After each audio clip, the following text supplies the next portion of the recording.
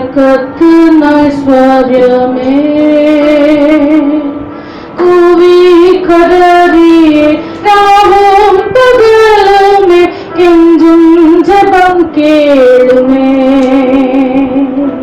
கூவி கதறியே ராவும் பகலுமே கெஞ்சும் ஜெபம் கேளுமே நித்தம் எனக்காய் பரிந்து பேசும் நள்ளிரவின் நண்பனே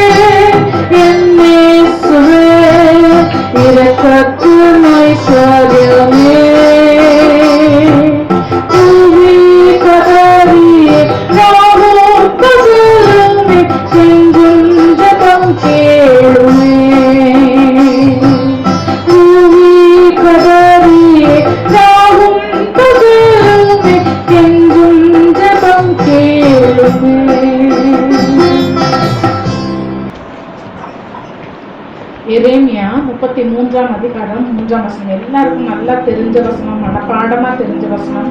எரேமியா 33:3ஆம் வசனம். என்னை நோக்கி கூப்பிடு, அப்பொழுது நான் உனக்கு உத்தரவு கொடுத்து நீ அறியாததும் உனக்கு எட்டாததுமான பெரிய காரியங்களை உனக்கு அறிவிப்பேன் என்று சொல்லி கர்த்தர் எரேமியா தீர்க்கதரிசிக்கு சொல்லுகிறார். அருமையானவர்களே, உலகத்துல யாராவது நமக்கு அப்படி சொல்றாங்களா? உனக்கு என்ன கஷ்டமா இருந்தாலும் என்கிட்ட வா, என்னை நோக்கி கூப்பிடு, நான் என்ன செய்வேன், உனக்கு புரியாதது உனக்கு தெரியாததான பெரிய காரியங்கள் எல்லாம் நான் உனக்கு பதிலா சொல்வேன். யாராவது ஒருத்தர் சொல்றாங்களா? இல்ல. உலகத்தையே படைத்த, உன்னையும் என்னையும் படைத்த, வானத்திற்கும் பூமிக்கும் சொந்தக்காரராகிய, உன்னையும் பொருளையும் உடைய, சமாதானத்தை சந்தோஷத்தை தரக்கூடிய அந்த தேவன் நமக்கு சொல்றார், நீ என்ன பார்த்து கூப்பிடு, நான் உனக்கு என்ன செய்வேன், உனக்கு வேண்டியது எல்லாத்தையும் செய்வேன். உனக்கு சில நேரம் நீ என்ன கேட்கணும்னு தெரியாது, ஆனா நான் அதை என்ன செய்வேன், உனக்கு அதை எப்படி கொடுக்கணும், எப்ப கொடுக்கணுமோ நான் என்ன செய்வேன், அதை தருவேன்னு ஆண்டவர் சொல்றார். ஆனால் நம்ம என்ன செஞ்சுட்டு இருக்கோம்? நம்ம என்ன செய்யறோம்? அவரை மாத்திரம் விட்டுட்டு எங்கெங்க நம்முடைய கண்களை திருப்ப முடியுமோ, யார் யார்கிட்ட நம்முடைய கைகளை ஏந்த முடியுமோ, யார் யார்கிட்ட நம்முடைய மனதை அலைப்பாய விட முடியுமோ, அது எல்லாவற்றையும் செய்து கொண்டிருக்கிறோம். அருமையானவர்களே, எவ்வளவு பரிதாபமான நிலைமை.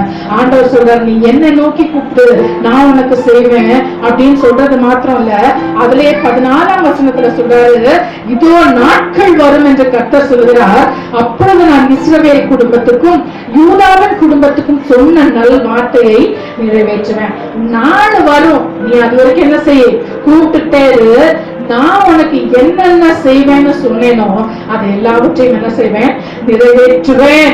கர்த்தர் சொல்கிறார். அதற்கு பின்னாடியும் பாருங்களேன், இன்னும் நிறைய காரியங்களா சொல்றார். கடைசியா சொல்றாரு 24ஆம் வசனத்துல இருந்து பாத்தீங்கன்னா ஆண்டவர் சொல்றாரு, ஆனா இந்த ஜனத்தெல்லாம் ஆண்டவர் வெறுத்துட்டாருன்னு சொல்லி சுத்தி இருக்கிறவங்க எல்லாம் என்ன செய்யறாங்க, தூஷித்துட்டு இருக்காங்க. எல்லாரும் என்ன செய்யறாங்க, நம்மளும் வருஷ கணக்கா ஜெபம் பண்றோம், ஒரு பதிலும் கிடைக்கிற மாதிரி இல்ல, எல்லாரும் என்ன செய்யறாங்க, நம்மை தூஷித்துட்டு இருக்காங்க.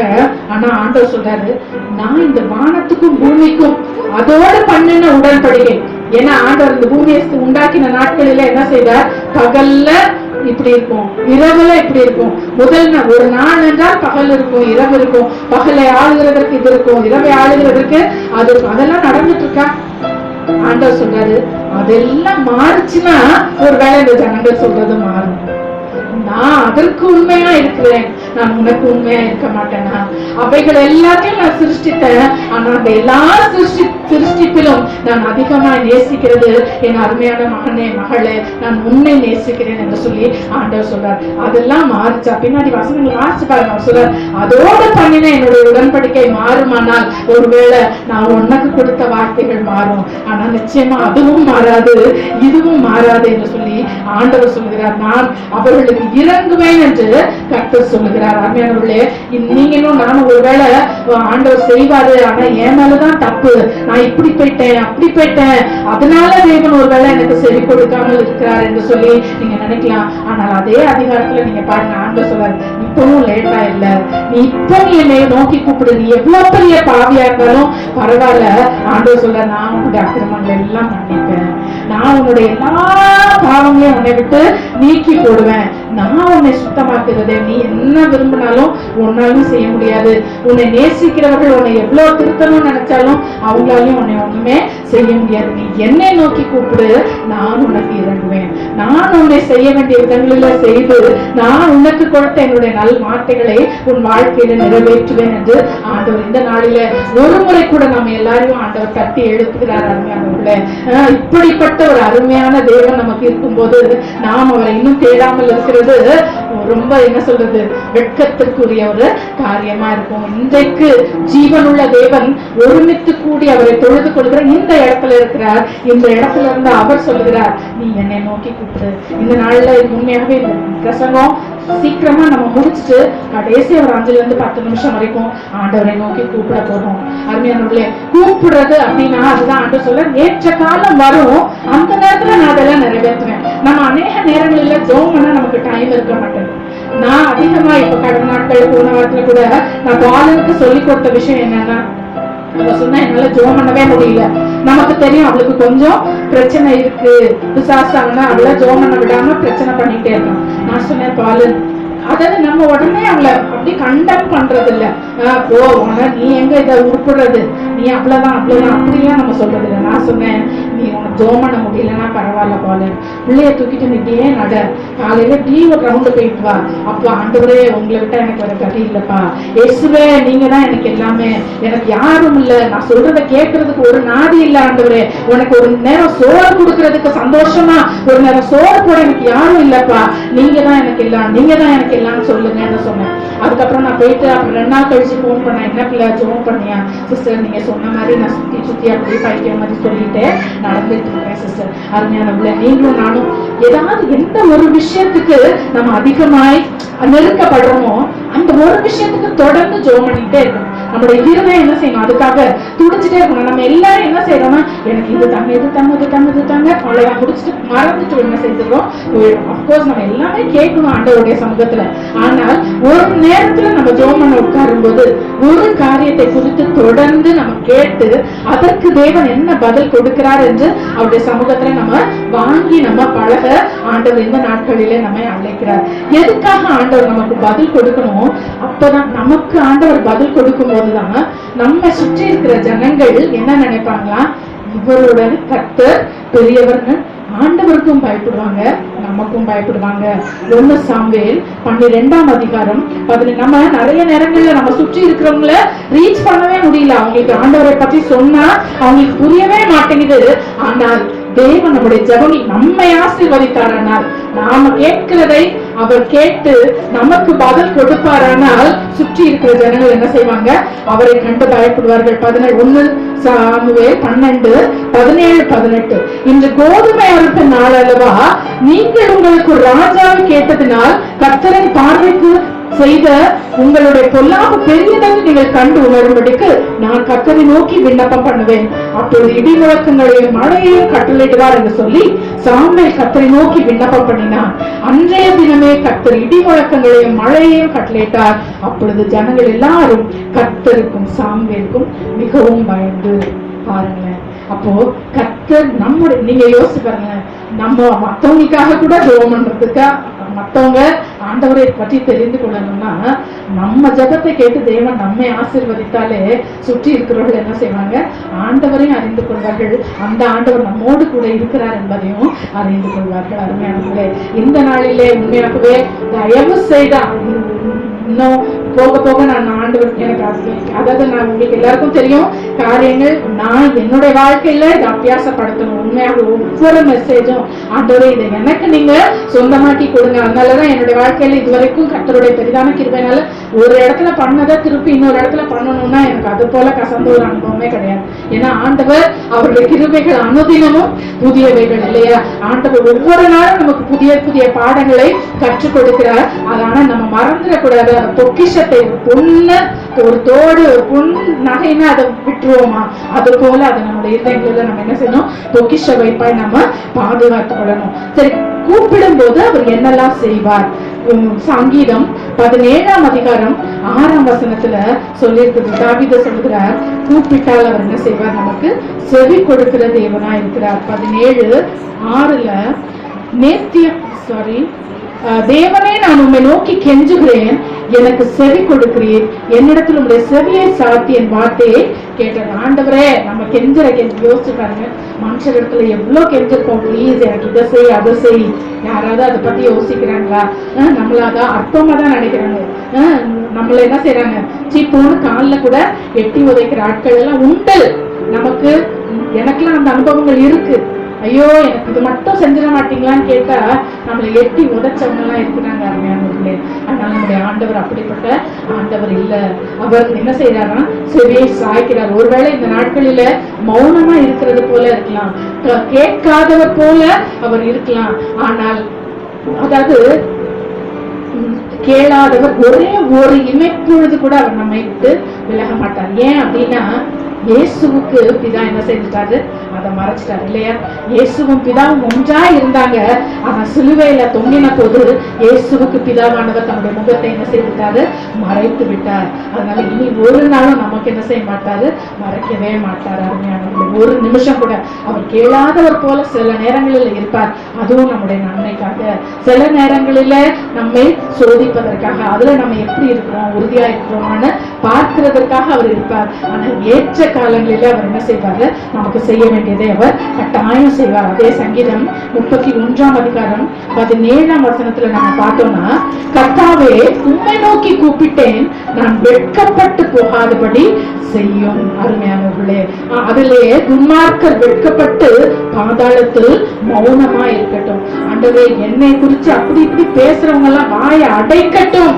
இல்ல, எங்க அப்பா கடந்த நாட்களில எனக்கு ஒரு அழகான எங்களுடைய ஃபேமிலிக்கு ஒரு பிளெஸிங் வர்ஸ் சொன்னாங்க. அந்த நிச்சயத்துக்கு வந்தவங்களுக்கு எல்லாம் தெரியும். என்னது? நியாயக்கேடெல்லாம் தன் வாயை மூடும். நமக்கு விரோதமாய் பேசுகிற நியாயக்கேடு எல்லாம் தன் வாயை மூடும்படி தேவன் என்ன செய்வார்? உதவி செய்வார். அது எப்போ? நம்ம கூப்பிட்டால் நம்ம என்ன செய்ய மாட்டோம்? வெட்கப்பட்டு போக மாட்டோம். அருமையானவர்களே, அதனால இந்த நாளில இருந்து விசுவாசத்தோடு கூட, நம்பிக்கையோடு கூட, ஒரு எதிர்பார்ப்போடு கூட நாம் தேவனை நோக்கி கூப்பிட்டு கொண்டே இருக்கணும். அருமையானவர்களே, நிச்சயமாய் பதில் உண்டு. அது நம்ம நிச்சயமாய் வெட்கப்பட்டு போக மாட்டோம். நிச்சயமாகவே நம்பிக்கை உண்டு. நம்பிக்கை வீண் போகாது என்று சொல்லி நீதிமொழிகள் பார்க்கிறோம். அதே மாதிரி சங்கீதம் 55:16 சொல்லியிருக்கு. 55:16 நானோ தேவனை நோக்கி கூப்பிடுவேன், கர்த்தர் என்னை ரட்சிப்பார். எந்த ரட்சிப்பு என்றால் நம்முடைய ஆத்ம ரட்சிப்பை மாத்திரம் நம்ம விசுவாசிக்கிறோம். அது ஏனே தெரியல. இல்ல, கிறிஸ்தவர்கள் நான் ஆண்டவருக்கு என் பாவங்களை எல்லாம் அறிக்கையிட்டேன், ஆண்டவரை என்னுடைய தகப்பனா நான் ஏற்றுக்கொண்டேன், என் தெய்வமா ஏற்றுக்கொண்டேன், என் பாவங்களை எல்லாம் மன்னித்தார், என்னை கழுவினார், என்னை ரட்சித்தார், அதெல்லாம் ஈஸியா நம்ம நம்புறோம். ஆனால் சரீர பிரகாரமான நம்மளுடைய ஒரு மீட்பு, சரீரத்துக்கு ஒரு ஆரோக்கியம் வேணும், நல்ல ஒரு குழந்தை பாக்கியம் வேணும், பொருளாதார தேவைகள் சந்திக்கப்படணும், குடும்பத்துல சமாதானம் வேணும், சந்தோஷம் வேணும், கடன்கள் நீங்கணும், சமுதாயத்துல உணரணும். இது எல்லாமே நான் இந்த பிரச்சனையில இருந்து வெளியே வரணும், அதுவும் ஒரு ரட்சிப்பு தான். ரட்சிப்புனா சேவ், அதுல இருந்து நம்மளை ரெஸ்கியூ பண்றாரு. ஏதோ ஒரு பிரச்சனையில இருந்து நம்மை ரெஸ்கியூ பண்றாரு. ஆத்ம மீட்பை கொடுத்த தேவன் நிச்சயமாக சரீர பிரகாரமாகவும் பொருளாதார ரீதியிலும் நமக்கு என்னெல்லாம் தேவையோ நம்ம கூப்பிடும் போது அவர் என்ன செய்வார்? நிச்சயமாய் செய்வார். மறந்து போகிறதற்கு அவர் அநீதி உள்ள தேவன் அல்ல. அருமையானவர்களே. கடந்த நாட்களில நான் சில காரியங்களை குறித்து நான் ரொம்பவும் துக்கப்பட்டேன். ஆனால் மனுஷர் எல்லாரும் என்ன செய்வாங்க, நம்ம செய்த காரியங்கள் எல்லாம் எல்லாரும் மறந்து போயிடுவாங்க இல்லையா? ஆனால் தேவன் சொல்றார், அவர் மறக்கிறதுக்கு அநீதி உள்ள தேவன் அல்ல. அருமையான டிஜிஎஸ்ஐ குறித்து நான் அவருடைய சாட்சி அவருடைய வாயால கேட்டுட்டு இருந்தேன். அப்போ அவர் சொல்றாரு, எத்தனையோ மாதங்களாக இயேசு கிறிஸ்துவை நான் பார்த்தே ஆகணும், அவருடைய வரங்கள் எனக்கு வேணும்னு சொல்லி அவர் ஜெபம் பண்ணிட்டே இருந்தார். எத்தனையோ மாதங்களோ வருடங்களோ அவர் ப்ரே பண்ணிட்டே இருந்தார். இப்போ ஒரு நாள் அவர் ஜெபம் பண்ணும்போது ஆண்டவர் அவருக்கு பிரத்யட்சமாய் அவருக்கு தரிசனமானார். அப்ப ஆண்டவர் சொன்னாராம், உன் ஜெபங்கள் எல்லாம் நான் கேட்டேன், நீ இன்னன்னைக்கு இன்னன்னு அவர் சொல்றாரு. அத்தனை வருஷங்களா நான் பண்ண ஜெபத்தை லிஸ்ட் போட்டு எனக்கு சொன்னார். நீ அன்னைக்கு இந்த அடுப்படியில இருக்கிற விரவு கட்டைக்கிட்ட முட்டி போட்டு நீ என்கிட்ட இதை கேட்ட. நீ அன்னைக்கு உங்க அம்மாக்கு காய்கறி வாங்க கடைக்கு போனப்போ நீ இதை கேட்ட. அன்னைக்கு 10 மணிக்கு நீ சைக்கிள் ஓட்டிட்டு நீ அங்க போன, நீ அப்ப ஜோம் பண்ணிட்டு நீ இதை கேட்ட.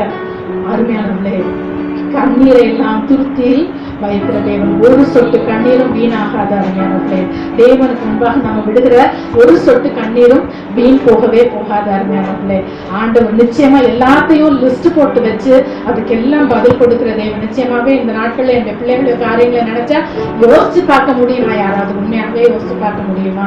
தேவன் சொன்னதை அப்படியே நிறைவேற்றுகிற தேவன் இல்லையா? அப்படிப்பட்ட தேவன் நம்முடைய தேவனா இருக்கிறார். அதனால அந்த தேவனை நோக்கி நம்ம கூப்பிடணும். 57 சங்கீதம் 2ஆம் வசனத்துல சொல்லி இருக்குது. 57:2 எனக்காக யாவையும் செய்து முடிக்க போகிற தேவனாகிய உன்னதமான தேவனை நோக்கி கூப்பிடுவேன். அருமையானவர்களே, எனக்காக யாவையும் செய்து முடிக்க போகிற, இங்கிலீஷ்ல சொல்லியிருக்கு, நீங்க என்ன செய்வீங்க, கம்ப்ளீட் பண்ணுவீங்க. என்னில நீங்க தொடங்கின வேலையை நீங்க என்ன செய்வீங்க, கம்ப்ளீட் பண்ணுவீங்க.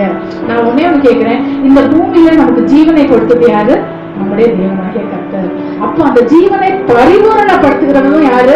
அவர் தான். இப்ப நமக்கு ஒரு திருமண வாழ்க்கையை கொடுத்தாருன்னா அது நம்முடைய தேவனாகிய கர்த்தர். அந்த திருமண வாழ்க்கைக்கு வேண்டிய சகல ஆசீர்வாதங்களையும் கொடுக்கிறது யாரு? நம்முடைய தேவனாகிய கர்த்தர். இப்ப எங்களுடைய குடும்பத்துல ஒரு திருமண காரியங்களை தொடங்கி இருக்கிறாரு. அதுக்குண்டான தேவைகளை சந்தித்து அதை பரிபூரணப்படுத்துகிறவர் யாரு? நம்முடைய தேவனாகிய கர்த்தர். அது போலதான் அருமையானவர்களே, உங்களுடைய வாழ்க்கையில என்னென்ன காரியங்களை கர்த்தர் துவக்கினாரோ அது எல்லாவற்றையும் பரிபூர்ணப்படுத்துகிறவர். ஆனா நம்ம என்ன செய்யணும், அவரை நோக்கி கூப்பிடணும். அருமையான லிஸ்ட் போட்டு கூப்பிடுங்க. தயவு செய்து இன்றைக்கு ஒரு நோட், அது எவ்வளவு 100 ரூபாய்வா இருந்தாலும் 300 ரூபாய் இருந்தாலும் வாங்குங்க. வாங்கி ஒரு நோட்டை போட்டு எழுதி எழுதி எழுதி என்ன செய்யுங்க, ஜெபம் பண்ணுங்க. சாமி, ஒரு நேரம் முட்டி போட்டீங்கன்னா ஒரு காரியத்துக்காக ஃபுல்லா என்ன செய்யுங்க, ப்ரே பண்ணுங்க. கர்த்தர் நிச்சயமாக என்ன செய்வார், அதற்கு பதில் கொடுக்கிறத நம்முடைய கண்களால நம்ம காண்போம். அருமையானவர்களே, அடுத்தது ஏசாயா 55ஆம் அதிகாரம் 6ஆம் வசனத்துல சொல்லி இருக்குது. ஏசாயா 55:6ஆம் வசனம், கர்த்தரை கண்டடையத்தக்க சமயத்தில் அவரை தேடுங்கள், அவர் சமீபமா இருக்கையில் அவரை நோக்கி கூப்பிடுங்கள். எப்ப அவரை கண்டடைக்கலாம்? அதிகாலை, காலைதோறும் அவருடைய கிருபைகள் புதிதா இருக்கிறது. காலையில தேடுகிறவன் என்னை கண்டடைகிறான். மேக்சிமம் எப்பெல்லாம் முடியுமோ அப்பெல்லாம் கூப்பிடணும். கட்டாயம் அதிகாலை நேரத்துல முதல் டைம் நம்ம என்ன செய்யணும், ஆண்டவருக்கு கொடுக்கணும். அவர் சமீபமா இருக்கையில் அவரை நோக்கி கூப்பிடுங்கள். எப்ப நம்ம அவரை கூப்பிடணும்? அதுதான் நான் இப்போ சொல்லி கொடுத்தேன். அருமையானவர்களே, சமீபமா இருக்கும்போது எப்ப அவர் நமக்கு சமீபமா இருக்கிறார் சொல்லுங்க பார்க்கலாம். எப்ப? நொறுங்குண்ட இதயம் உள்ளவர்களுக்கு கர்த்தர் சமீபமா இருக்கிறார். 34ஆம் சங்கீதம் 18ஆம் வசனம், கர்த்தர் என்ன செய்யறாரு, நொறுங்குண்ட இதயம். நமக்கு எந்த காரியத்துல நம்ம நொறுக்கப்படுறோமோ, எந்த காரியத்துல வெட்கப்படுறோமோ, எந்த காரியத்துல நொந்து போய் ஐயோ ஆண்டவரே எனக்கு இது இல்லையேன்னு சொல்லி கேவலப்பட்டு ஒதுக்கப்பட்டு நிற்கிறோமோ, அந்த காரியத்துக்கு ஆண்டவர் நம்ம பக்கத்திலேயே நிக்கிறார். என்ன நிஜமாவே ஒன்னே ஒண்ணு தெரியுமா, அவர் சொல்றாரு, நீ கேளு நான் கொடுப்பேன். நீ கேட்காம அவரால் கொடுக்க முடியாது. அது தேவனோட நியமம். அது நீ கேட்டிருக்கிறியா? நீயும் நானும் கேட்டிருக்கிறோமா? அருமையானவர்களே, நம்ம ஐயோ ஏன் அவருக்கு தெரியாதா அப்படிலாம் கேட்காது. ஏன் இந்த சாமிக்கு தெரியாதா? அவருக்கு கண்ணு இல்லையா, காது இல்லையா? ஆண்டவரோட நியமம் அது. அவர் சொல்ற, உனக்கு என்ன வேணுமோ நீ என்ன செய், கேளு நான் கொடுக்குறேன், நீ தேடு, நீ என்ன செய்வ, கண்டுபிடிச்சுக்குவ, நீ தட்டு திறக்கப்படும் ஆண்டவர் சொல்றார். அருமையானவர்களே, அப்போ எந்த காரியத்திலே நாம் அதிகமாய் நெருக்கப்படுகிறோமோ, உடைக்கப்பட்டிருக்கிறோமோ, அப்ப ஆண்டவர் என்ன செய்யறாரு, நம் பக்கத்திலே இருக்கிறார். இன்னொரு வசனம் எனக்கு ரொம்ப பிடிச்ச வசனம், நாம் நெருக்கப்படுகிற எல்லா நேரங்களிலும் அவர் என்ன செய்யறாரு, நம்ம கூட இருந்து அவரும் என்ன செய்யறாரு, நெருக்கப்படுகிறார். 63 ஏசாயா 63:9, ஏசாயா 63:9, அவர்களுடைய எல்லா நெருக்கத்திலும் அவர் நெருக்கப்பட்டார். அருமையானவர்களே, நம்ம நினைக்கிறோம் நம்முடைய கஷ்டத்துல எல்லாம் நாம மாத்திரம் தான் தனியா நின்று கஷ்டப்படுறோம் சொல்லி நம்ம நினைக்கிறோம். ஆனா ஆண்டவர் நம்ம தேவையே இல்லாம கஷ்டப்படுறோம் சொல்லி அவர் நம்ம கூட இருந்த, ஐயோ ஏன் பிள்ளை நீ இப்படி கஷ்டப்படுற, நான் தான் உன் கூட இருக்கேனே, என்னை கூப்பிட மாட்டியா, என் ஹெல்ப்ப நீ தேட மாட்டியா, என்னோட கிருபையை நீ வாங்கிக்கிட்ட மாட்டியா அப்படின்னு சொல்லி ஆண்டவர் என்ன செய்யறாரு, நம்ம கூடவே இருந்து அவரும் என்ன செய்யறாரு, நெருக்கப்படுகிறார். அவர் கண்ணீர் வடிக்கிறார். ஷாரன் ரொம்ப நாளைக்கு முன்னாடி ஒரு வீடியோ போட்டு காமிச்சா, எத்தனை பேருக்கு ஞாபகம் இருக்குன்னு தெரியல. ஜீசஸ் வந்து என்ன செய்யறாரு, ஒரு திருமண வீட்டுக்கு போகும்போது அவர் என்ன செய்யறாரு, அப்படி சந்தோஷப்பட்டு அவர் களி கூறுகிறார். அதே ஒரு பிரசவ அறையில அவர் என்ன செய்யறாரு, அப்படி அவங்களுடைய துக்கத்துல அவரும் ஐயோ அவர்களுக்கு ஹெல்ப் பண்றதுக்கு கூட நிக்கிறாரு. குழந்தை பிறந்த உடனே அப்படி ஒரு ஸ்மைலிங் ஃபேஸோட அவர் இருக்கிறார். இப்படிதான் நம்முடைய பாதைகள் எல்லாவற்றிலும், உங்களுக்கு எல்லாருக்கும் தெரியும்ல, அந்த 2 ஜீசஸும் ஒருத்தரும் நடந்து போயிட்டே இருந்தாங்களாம். அப்போ அந்த அவருக்கு பின்னாடி எல்லா இடத்துலயும் 2 காலடி தெரிஞ்சுட்டே இருந்துச்சான். ஒரு இடத்துல பயங்கர நெருக்கமான பாதை, அந்த இடத்துல பார்த்தா ஒரே ஒரு காலடி தான் தெரிஞ்சுச்சான். அப்ப அவர் ஆண்டவரை கூப்பிட்டு கேட்டாரா, ஏன் ஆண்டவரே இதுல எல்லாம் என் கூட வந்தீங்களே, இதுல நான் இவ்வளவு கஷ்டப்பட்டு போனேனே, என்னால முடியவே இல்லையே, அப்ப நீங்க எங்க போயிட்டீங்க, ஒரு காலடி தானே இருக்கு. அவர் ஆண்டவர் சொன்னாரா, அது ஏன் காலடிப்பா, நான் உன்னை தூக்கிட்டு போனேன், நீ நடக்கலன்னு சொல்லி ஆண்டவர் சொன்னாராம். அருமையானவர்களே, நம்மளா நினைச்சுக்கிறோம் நம்மளால நிச்சயமா ஒண்ணுமே செய்ய முடியாது. நான் எப்பவுமே சொல்லுவேன், ஜெபிக்க கூட லாயக்கற்றவர்கள் தான், என்ன கேட்கறதுன்னு கூட நமக்கு தெரியாது. அருமையானவர்களே, ஒன்றுக்கும் லாயக்கற்றவர்கள். நம்முடைய தேவன் நம்மோடு கூட இருந்து அவர் நம்மை தாங்குகிறார், சுமக்கிறார், தப்புவிக்கிறார் இல்லையா? அதனால அந்த தேவனை நாம எப்பொழுதும் நோக்கி கூப்பிட நம்ம ரெடியா இருக்கணும். ஆனால் ஆண்டவர் வருத்தப்பட்டு ஒரு காரியம் சொல்றாரு. ஏசாயா 43 22 43 21, 22, இந்த ஜனத்தை எனக்கென்று ஏற்படுத்தினேன், இவர்களின் துதியை சொல்லி வருவார்கள். ஆனாலும் யாக்கோபே, நீ என்னை நோக்கி கூப்பிடவில்லை, இஸ்ரவேலே நீ என்னை குறித்து மனம் சலித்து போனாய். ஆண்டவர் சொல்றார், உன்னை எனக்காக தான் நான் உண்டாக்குனேன், உன்னை எனக்காக தான் நான் ஏற்படுத்தினேன். ஆனா நீ என்ன செய்யற, யார் நீ வெளியே இருக்கிறவங்க ஆண்டவர் சொல்லல, ரட்சிக்கப்பட்ட தேவனுடைய ஜனங்கள், அவருடைய சொந்த ஜனத்தை பார்த்துதான் சொல்றாரு, நீ என்ன செய்யல, கூப்பிடல, நீ என்னை குறித்து மனம் சலித்து போனாய். அப்படின்னா என்ன அர்த்தம்னா, போர் அடிச்சிருச்சு உனக்கு, ஜோமனி என்ன செஞ்சிருச்சு, போர் அடிச்சிருச்சு, சர்ச்சுக்கு போய் போர் அடிச்சிருச்சு, பைபிள் வாசிச்சு போர் அடிச்சிருச்சு. யோசிச்சு பாருங்க, என்னைய பத்தி என் பிள்ளைக்கு போர் அடிச்சிச்சுன்னா எனக்கு எப்படி இருக்கும்? என்னை எப்ப பார்த்தாலும் அம்மா அப்படின்னு சந்தோஷமா கூப்பிட்டாதானே எனக்கு சந்தோஷம். ஆமா, இந்த அம்மா அது வயசாயிருச்சு, அதுக்கு ஒரு வேலை இல்லை அப்படின்னு சொல்லிச்சுன்னா எனக்கு எப்படி இருக்கும்? ஆண்டவர் எவ்வளவு வருத்தப்பட்ட அந்த வார்த்தைகளே சொல்லுவார். அவருடைய அப்படி நம்மளை என்னெல்லாம் கொடுத்து அவர் ஆசீர்வதிக்கலாம்னு நினைக்கிறாரு இல்ல, அந்த ஆண்டவரத்துல நாம இன்னும் செய்யறாமல் இருக்கோம். அதுலயும் அவர் சொல்ல, நீ என்னை நோக்கி கூப்பிடு, நான் உனக்கு அறியாததும் உனக்கு எட்டாததுமான பெரிய காரியம், நிறைய காரியம் ஒழிச்சு வச்சிருக்கிறேன். ஷாரன் எப்ப பார்த்தாலும் கேட்பா, ஏமா இந்த ஜீசஸ் இப்படி இருக்காரு, அடுத்து என்னன்னே தெரிய மாட்டேங்குமா, அப்படி ஒழிச்சு வச்சிருக்காரு, எல்லாமே சீக்ரெட்டா இருக்கு. அது அந்த சீக்ரெட் ரிவீல் ஆகும் போது அது பெரிய சந்தோஷமா இருக்கு. இதுதான் நான் உனக்காக வச்சிருந்தேன்னு ஆண்டவர் அந்த பொக்கிஷத்தை நமக்கு காட்டும் போது நிறைய சர்ப்ரைஸ் கிஃப்ட்ஸ் ஆண்டவர் வச்சிருக்கிறாரு இல்லையா? யோசிச்சு பாருங்க, திடீர்னு ஒருத்தவங்க உங்களுக்கு ஒரு சர்ப்ரைஸ் கொடுத்தா அது நமக்கு எவ்வளவு சந்தோஷமா இருக்கும். அப்படி நிறைய சர்ப்ரைஸ் பண்டில்ஸ் அவர்கிட்ட இருக்குது. அருமையானவர்களே, நாம செய்ய வேண்டியதுல ஒண்ணுதான், என்ன செய்யணும், அவரை நோக்கி கூப்பிட்டு கொண்டே இருக்கணும். அருமையானவர்களே, அதுதான் இங்கிலீஷ்ல சொல்லியிருக்கு, my people are tired of me. என்னை நினைச்சாலே அவங்களுக்கு டயர்ட் ஆயிடுச்சு. நான் சொல்றேன், எவ்வளோ கஷ்டமான ஒரு காரணம் இல்ல. அருமையானவர்களே, ஆனால் நானும் நீங்களும் இந்த வேதத்துல தாவீது ஒரு காரியம் சொல்லியிருக்கிறாரு. அதனால அதை குறிச்சு நம்ம கொஞ்சம் பேசிக்கலாம் நாமளே.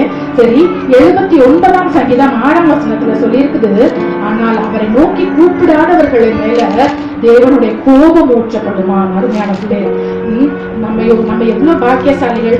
இவரை தான் நம்ம நோக்கி கூப்பிடணும், இவர் தான் நம்முடைய ஆண்டவர், இவரிடத்துல நம்ம ஜெபம் பண்ணலன்னா நமக்கு ஐயோ அப்படின்னு சொல்லி நம்ம எல்லாருக்கும் என்ன செய்து தெரிஞ்சிருக்குதே, அதுக்கே நம்ம எவ்வளவு சந்தோஷப்படணும். 79:6 சொல்லியிருக்கு, உண்மை அறியாத ஜாதிகள் மேலும் உங்களுடைய நாமத்தை தொழுது கொள்ளாத ராஜ்யங்கள் மேலும் உங்களுடைய உக்கிரத்தை ஊற்றிவிடும். அருமையானதுல நானும் நீங்களும் கூட என்னென்ன காரியத்துக்காக அவருடைய நாமத்தை நோக்கி கூப்பிடாம இருக்கோமோ அதுல அவருடைய பிளெஸிங்ஸை நம்மளால என்ன செய்ய முடியாது, பார்க்கவே முடியாது. ஒரு சிங்கிள் ஸ்டெப்லயும் நம்ம என்ன செய்யணும், அவரை நோக்கி கூப்பிடணும் இல்லையா? ஆஷிஷ் கூட இன்னைக்கு காலையில ஒரு காரியம் சொல்லிட்டு இருந்தான். அதாவது ஒரு பாட்டு இருக்குது, அதுல எப்படி இருக்குன்னா, ஆண்டவரே உண்மை நான் அதிகமாய் நேசிக்க எனக்கு கற்றுத்தாங்க, அப்பொழுது நான் இன்னும் அதிகமாய் இவங்களை நேசிப்பேன். மனுஷரை நமக்கு ஆண்டவர் தேவன் கொடுக்கிற உறவுகளை நல்லா நேசிக்கணும்னா முதல்ல நம்ம என்ன செய்யணுமா, ஆண்டவரை நேசிக்கணும். அருமையானவர்களே, எவ்வளவு நல்ல ஒரு உண்மையாக நான் அதை படித்து கொண்டேன். நான் உங்களுக்கு சொல்லியும் கொடுத்திருக்கேன். ஒரு குடும்ப காரியங்கள், குடும்ப ஐக்கியத்தை குறித்து எப்படி, அதாவது ஐயோ உண்மையாகவே தேவனை நேசிக்கலன்னா மனுஷனை நேசிக்கவே சான்ஸே இல்லை. ஏன்னா எல்லாரும் திருக்குள்ள இருதயம் உள்ளவர்கள், நிறைய நம்மளை சுற்றி செல்ஃபிஷ் பீப்புள் இருக்காங்க. இல்ல நம்ம எவ்வளவோ செஞ்சாலும் புரிந்து கொள்ளாத ஜனங்கள் தான் இருக்கிறாங்க. ஆனால் தேவனை நேசிக்கும் போது அப்படிப்பட்ட, அப்போ ஆண்டவர் சொல்றாரு, தாவீது இந்த இடத்துல சொல்றாரு, அவரை தொழுது கொள்ளாதவர்களுமே தேவனுடைய உக்கிரம் ஊற்றப்படும். அப்போ என்ன நமக்கு இந்த உலகத்துல நம்ம சக்சஸ்ஃபுல்லா இருக்கணும்னாலும் நம்ம முதல் காரியம் என்ன செய்யணும், தேவனை நோக்கி கூப்பிட நாம கற்றுக்கொள்ளணும். அருமையானவர்களே, அதே 80ஆம் சங்கீதம் 6ஆம் வசனத்துல சொல்லியிருக்கு. 80:6 எங்கள் அயலாருக்கு எங்களை வழக்காக இல்லை. சாரி,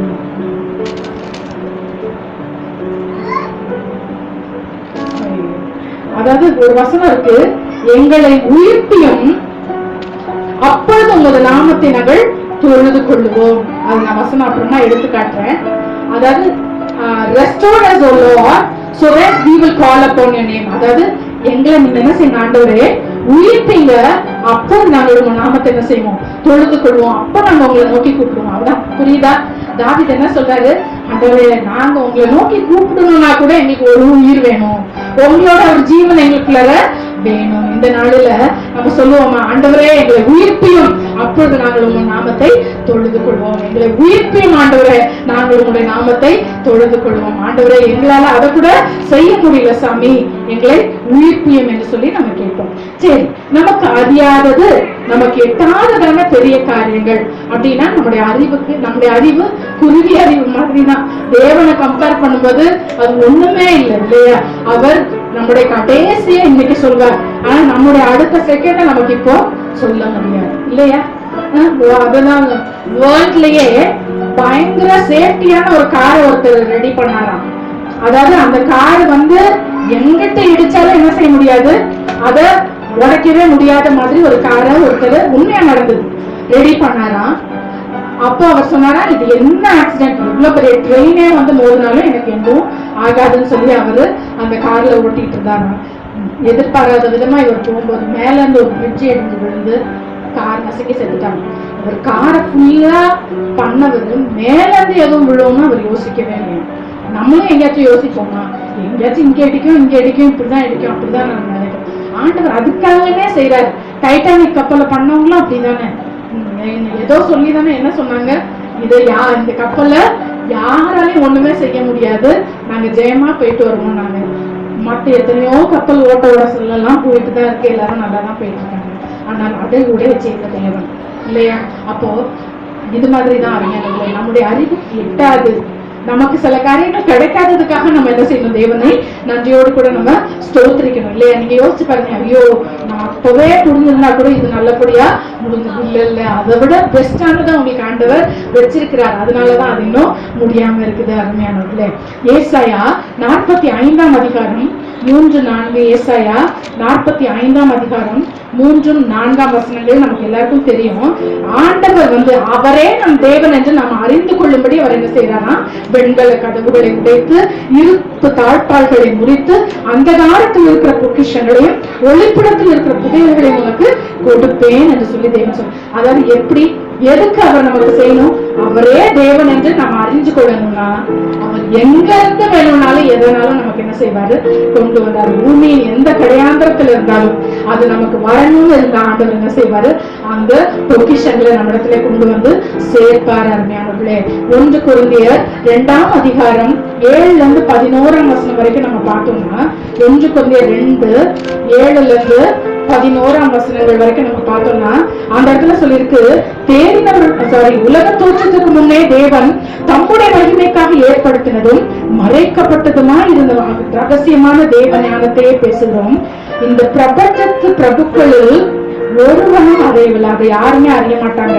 அறிந்தார்களானால் மகிமையின் கர்த்தரை அவர்கள் சிலுவையில் அறிய மாட்டாங்க. யோசிச்சு பாருங்களேன், நமக்கு கிடைச்ச இந்த அறிவு இந்த பூமியில இருக்கிற ராஜாக்களுக்கு கிடைச்சிருக்குமானால் அவங்க நம்மளை விட தாழ ஆண்டவருடைய பாதத்துல நேரம் விழுந்திருப்பாங்க. ஆனால் நமக்கு தேவன் அந்த ரகசியத்தை வெளிப்படுத்தி இருக்கிறார். அருமையானவர்கள், உண்மையா நம்ம அவ்வளவு பெரிய பாக்கியசாலிகள். அதை பின்னாடி சொல்லியிருக்கு, எழுதி இருக்கிறபடி தேவன் தங்கள் அன்பு குருவர்களுக்கு ஆயத்தம் பண்ணினவைகளை கண் காணவும் இல்லை, காது கேட்கவும் இல்லை, அவைகள் மனுஷருடைய இதயத்தில் தோன்றவும் இல்லை. அருமையானவர்களே, உங்களுக்கும் எனக்கும் ஆண்டவர் ரெடியா வச்சிருக்கிறதான அந்த ஸ்டோர் ஹவுஸ்ல அவர் வச்சிருக்கிறாரு. அதெல்லாம் என்ன செய்யல, நம்முடைய கண்ணு காணல, காது கேட்கல, ஐயோ என்னுடைய வாழ்க்கையில இப்படி ஒண்ணு நடக்குமா நம்ம என்ன செய்யல, நினைச்சு கூட பார்த்ததில்லை. அதுக்குதான் நான் எப்பவுமே சொல்லுவேன், என் படிப்புக்கு இந்த வேலைதான், என் திராணிக்கு இதுதான், விரலுக்கேத்த வீக்கம் தான் நான் சொல்லுவேன். வேணும்னா நீங்க சொல்லாதீங்க, புரியுதா? மனுஷர், உங்க பக்கத்து வீட்டுக்காரங்க, உங்க அப்பா அம்மா கூட உங்களை பத்தி அப்படி சொல்லலாம். ஆனால் ஆண்டவர் சொல்றாரு, நீ கூட நினைச்சிடாத பெரிய காரியங்களை தேவன் என்ன செய்வாரு, உனக்கு செய்வேன் என்று சொல்ல. அதுதான் நான் சொன்னா என்ன சொல்றேன், உங்களை நடத்துகிற, உங்களை நேசிக்கிற ஊழியக்காரங்க கூட போதும் இல்லை, உனக்கு இது போதும், உனக்கு இதுதான் வரும், அப்படி கூட நாங்க என்ன செய்யலாம், மனுஷர் தானே நாங்க, அப்படி கூட சொல்லலாம். ஆனால் நம்முடைய தேவன் அதிகமாய் நேசிக்கிறார், ஒவ்வொருவரையும் அப்படி பிரஷியஸா அவர் நினைக்கிறார். அதனாலதான் நான் எப்பவுமே சொல்லுவேன், யாரையுமே நம்ம என்ன செய்யக்கூடாது, அற்பமாய் நினைச்சிடவே கூடாது. இன்னைக்கு அவங்க இந்த சூழ்நிலையில இருப்பாங்க, நாளைக்கு அவங்க எங்கேயோ ஆண்டவரால என்ன செய்ய முடியும், லிஃப்ட் பண்ணிட முடியும். இன்றைக்கு அவங்க ஒருவேளை இடர்களா இருப்பாங்க, நாளைக்கு அவங்களை தேவன் பயங்கரமாய் பயன்படுத்துகிற பாத்திரமாய் அவங்கள ஆண்டவர் மாற்றுவார். அருமையானவர்களே, ஆண்டவர் ஒவ்வொருத்தங்களை குறிச்சு என்ன திட்டம் வச்சிருக்கிறாருன்னு நமக்கு தெரியாது. தேவையில்லாம அவர்களை குறித்து நம்ம பேசணும்னா ஆண்டவர் எவ்வளவு வருத்தப்படுவாங்க. நான் எப்பவுமே கேட்பேன், இப்போ ஒரு பிள்ளைய வச்சுட்டு, ஒரு பிள்ளை இருக்கா, அவங்க அம்மா அப்பாவை வச்சுட்டு நான் அந்த பிள்ளைய பத்தி தப்பா பேச முடியுமா? அவன் சேட்டையே பண்றானே வைங்களேன், ஐயோ இதெல்லாம் அடங்காதது, இதெல்லாம் உருப்படாததுன்னு நான் சொல்ல முடியும்? கொன்ற மாட்டாங்க. அப்போ தேவன் பார்த்துக்கிட்டே இருக்காரு. நம்ம அவருடைய பிள்ளைகளை நாம அப்படி பேசலாமா? நாம பேச வேண்டாம். நம்மைய குறித்து நம்ம அப்படி தாழ்வா எடை போட வேண்டாம். நம்மை குறித்து ஆண்டவர் வைத்திருக்கிற திட்டங்கள், நோக்கங்கள் பெரியது. அவர் பயங்கரமா செய்வார். 31ஆம் சங்கீதம் 19 சொல்லியிருக்க, ஆண்டவரே அவருக்கு பயந்தவர்களுக்கு அவர் உண்டு பண்ணி வைத்திருக்கிற நன்மை மிகவும் பெரியது. கடைசியாக ஒரு வசனத்தை சொல்லி நான் முடிக்க ஆசைப்படுகிறேன். அருமையானவர்களே, யாக்கோபு 2ஆம் அதிகாரம் 5ஆம் வசனத்துல சொல்லி இருக்குது. யாக்கோபு 2:5, என் பிரியமான சகோதரரே கேளுங்கள், தேவன் இவ்வுலகத்தின் தரித்திரரை விசுவாசத்தில் ஐஸ்வர்யவான்களாகவும் தமிழத்தில் அன்பு கூறுகிறவர்களுக்கு தாம் வாக்குத்தத்தம் பண்ணின ராஜ்யத்தை சுதந்திரிக்கிறவர்களாகவும் தெரிந்து கொள்ளவில்லையா? இன்றைக்கு தரித்திரராக இருக்கிற நமக்கு ஆண்டவர் உண்மையாகவே அவ்வளவு பெரிய விசுவாசத்தை கொடுத்திருக்கிறார் இல்லையா? ஆண்டவர் அவ்வளவு பெரிய விசுவாசத்தில் நம்மை ஐஸ்வர்யவான்கள் ஆக்கி இருக்கிறார். எவ்வளவு விசுவாசத்தில் ஐஸ்வர்யம்னா அவருடைய ராஜ்யத்தையே சுதந்திரிக்கிறதுக்கு.